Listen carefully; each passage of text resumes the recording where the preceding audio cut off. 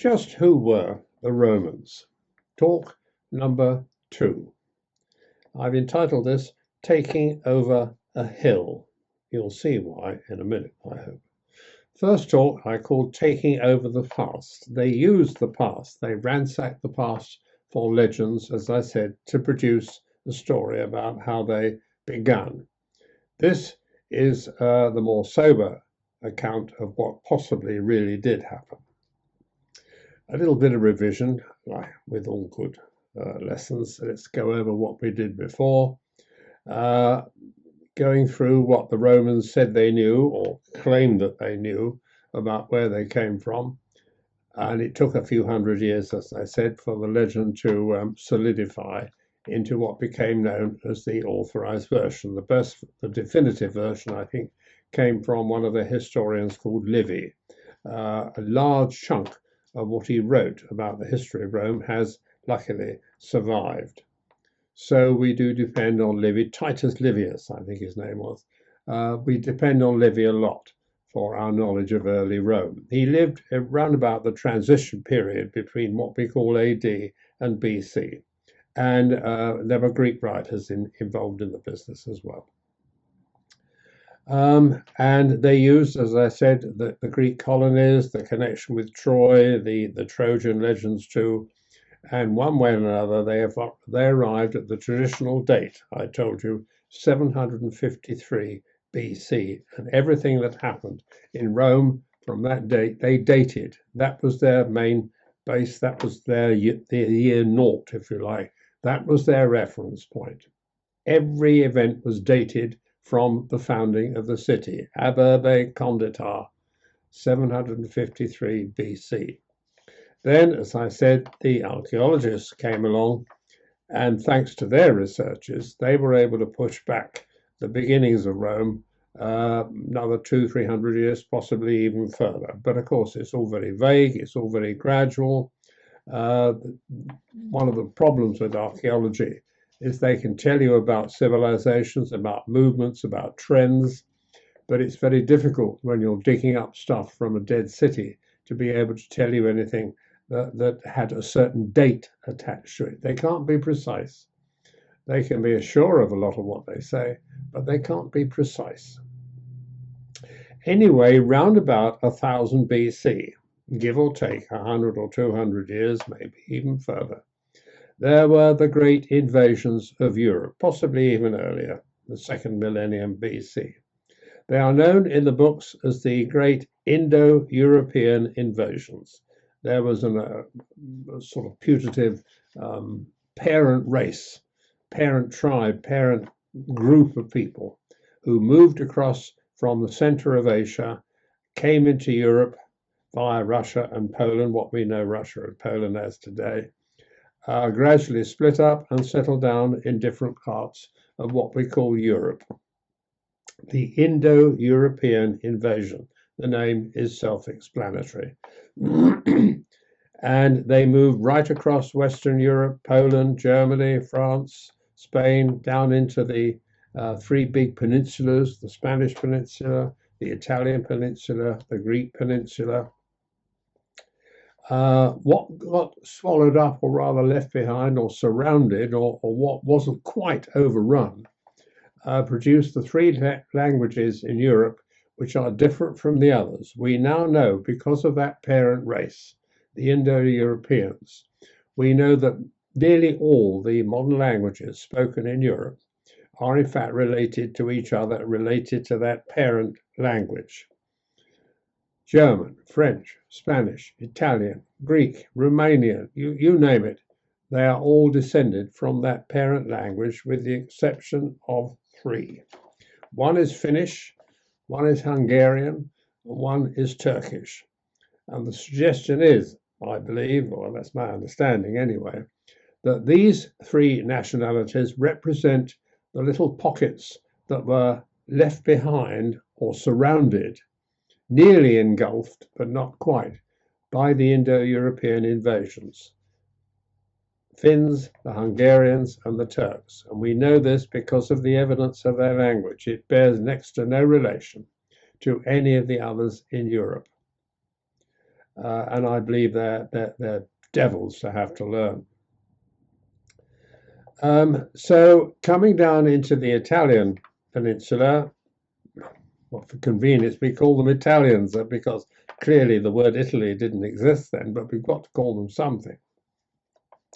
And they gradually came, obviously, as I said before, not all in one go, not all at one time, but over the years, over the decades, possibly over the centuries, they trickled down into Italy and settled in various places round about the leg of Italy.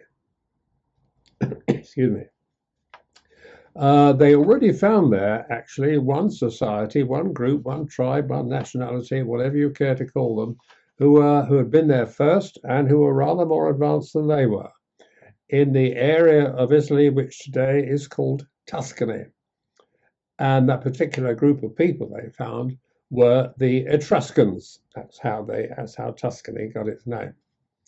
We know that they were of a different origin from the Indo-Europeans. They had a different language, different type of civilization. I believe their religious views were very different from what the Indo-Europeans had, if one can hold forth about religious opinions of the Indo-Europeans.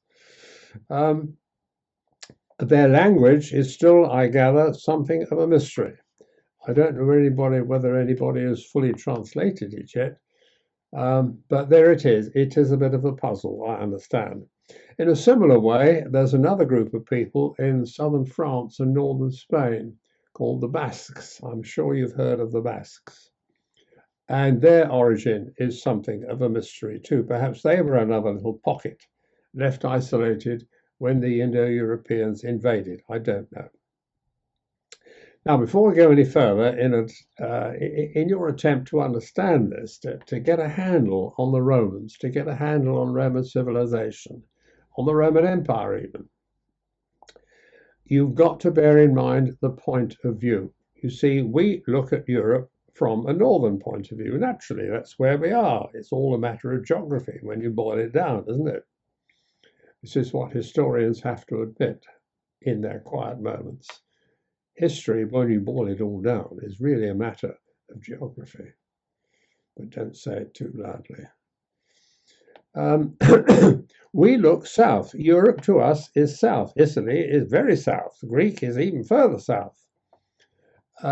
We tend to think, of course, because we look at it from our point of view, that our history is much more important than theirs. Well, it doesn't take much imagination, if you stop to think about it, to realize that if you were a Greek or an Italian or a Spaniard, you wouldn't look at English history from the same viewpoint. You wouldn't regard it as anything like as important as yours. We regard the Mediterranean as I said, south. Got to travel to get to it. Where it's really at is the British Isles. Now, to those who lived around the Mediterranean, it was the complete opposite. To the Romans, to the Greeks, to those who lived in Spain, all around the Mediterranean, Britain was barely Europe at all. It was an offshore island. It was practically, well, it was off the edge, literally. Heaven knows what there was beyond that. Nobody knew. Just a great big ocean. What would happen if you ventured onto it? One may well wonder. So their world was the Mediterranean. You've got to remember that. And not only the northern part of its coast, where we always go on holiday to see our Italian cafes and our Riviera bistros and our Spanish bullfights and all the rest of it. The Mediterranean was the southern shore as well. The Mediterranean was a world of its own, and it embraced all the coast, all the way around. Spain, Italy, Greece, Turkey, Palestine, Egypt, Libya, Tunisia, Algeria. It was all one world, and they all belonged to each other. Britain was, I said, remote. And don't think of the Mediterranean Sea as splitting everything up. On the contrary, the Mediterranean did not divide people in the ancient world, it united them. They all had the Mediterranean in common. Why? Because they had ships, and they traveled all over the Mediterranean, and they traded with each other and did very nicely. Thank you very much. Ships and trade made the Mediterranean a world of its own. In fact, when the Romans acceded to their final full empire, on their maps, they called it our sea, Mare Nostrum, Mare, sea, like maritime, Nostrum, ours.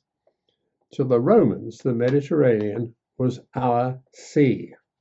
So remember that point of view. Anyway, as I said earlier on, round about 1000 BC, we can't be more precise than that, these people started coming down into the Italian peninsula. They weren't warriors, they weren't empire builders, they weren't anything very much. They were just people looking for somewhere to live. I repeat, I've said it 2 or 3 times before. The Roman Empire did not come into being like a clap of thunder or a flash of lightning. Very, very gradual indeed, and from the early beginnings of it, you would never have guessed what was going to come before the end. They were herders and farmers like everybody else, and they scraped a living and did the best they could. What do we know about them? Short answer, not very much. In the very early days, of course, they didn't know either. They never kept a record of anything. They couldn't read, they couldn't write, they didn't have time to write everything down. They were too busy staying alive. We put together what we know about their lives from what they left behind, which wasn't very much. They either burnt each other or they buried each other when they died. In their graves, therefore, we find evidence, obvious evidence of bodies, so we find evidence of jewelry, possibly weapons, bits and pieces, their pots and pans, not their pans, but certainly their pots, and anything which, with their, if you like, somewhat primitive logic, they decided they ought to put into the grave to enable their loved ones to survive in the afterworld, wherever it was they were going. So quite a lot of goods were found, or are continuing to be found in these primitive prehistoric graves. We also found, ironically, things that they left behind involuntarily. Many of the goods in graves were put there on purpose. A lot of the things we find outside their towns and cities and other habitations came there by accident. They either lost them, never found them, or they dumped them. Rubbish tips are a wonderful treasure trove for archaeologists. They can dig all sorts of things, quite literally, out of rubbish tips. Added to that, what has happened in more modern times, of course, are the more modern scientific techniques, carbon dating, which enables you to put a date, or an approximate date at any rate, on all sorts of things. More recent still, the microbiology, the DNA, I hope I got the terms right, enables us to work out the family relationships of a lot of people, the structure of their body. They know that they came from a particular human group, nationality, tribe, whatever you like to call them. This is how we know, for example, that certain Roman soldiers were not born in England at all. They weren't even born in Europe. They were born in Turkey. But the DNA is still there, and so we know that certain troops from, say, Turkey or Palestine or Algeria, wherever, finished up, posted to Britain. And there they stayed, because once they were posted here, they usually stayed for life. And they have families, and they all settled down. So add to that, in Italy, besides the arrival of the people who became the Romans, there were the original native inhabitants as well. They're generally classified as the remaining Neolithic inhabitants. And as I said before, there were lots of Greek colonists. The Greeks were great colonists. They went all over the place, and they settled around southern Italy, southern Spain, southern France. They founded Marseille, told you that. And so we gradually build a picture of a pretty mixed bag in Italy. Now, what were these people trying to do? As I've said, they were not trying to build an empire. They were simply trying to stay alive, trying to survive, looking for somewhere comfortable, looking for somewhere to lay their heads. What were they looking for? They were looking for water, obviously, a regular, reliable water supply. They wanted height, to give them security. If the higher the ground, the more they have warning of attacks by hostile people, and there was no shortage of them. And they needed communications to get to other groups, to enable them to travel, to pass news, and of course to exchange trading goods, water, height, and communication. And halfway down Italy, they thought they'd found it. Halfway down Italy, if you come down Italy from the Alps, halfway down on the right-hand side, facing the Mediterranean, is the river Tiber. There are lots of volcanoes in Italy, incidentally, too. I suppose I better mention something even more obvious. There are a lot of mountains.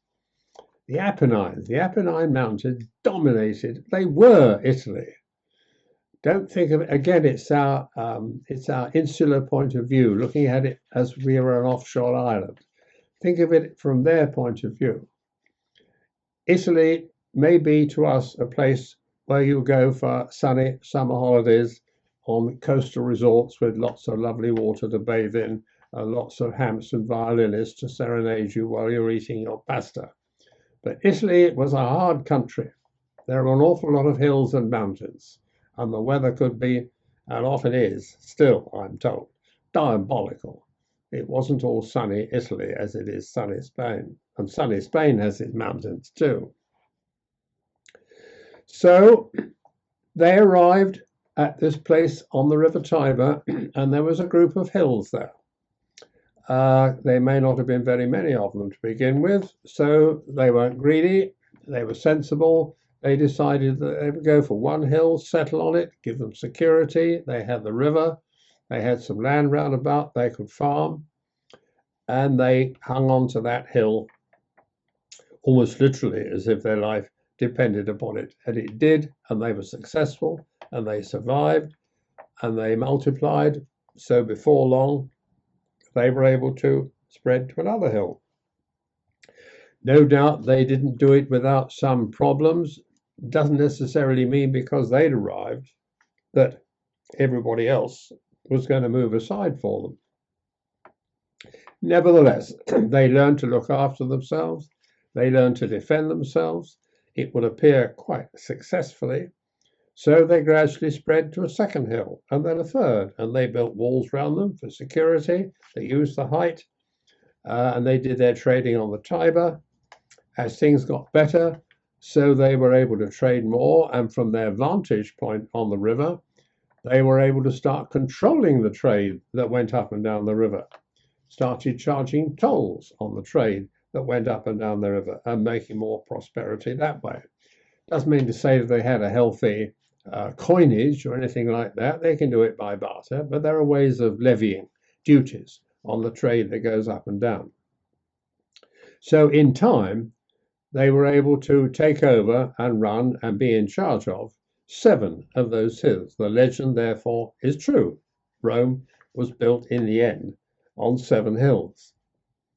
And here's a chance for you to learn a party piece. What were the names of the 7 hills of Rome? They're a bit of a mouthful. The Capitoline, which is self-explanatory. The Palatine, where there was a palace. The others, I don't know the origin. The Aventine, the Equiline, the Quirinal, the Viminal, and the Caeline. Capitoline, Palatine, Aventine, Equiline, Quirinal, Viminal, and Caeline. So there was the city of Rome. It had taken a long time, but they had arrived. Nevertheless, there's no sign of an empire. 7 hills don't make an empire. If they'd founded 27 hills, it was still an awful long way from what we now know, what we think of as the Roman Empire.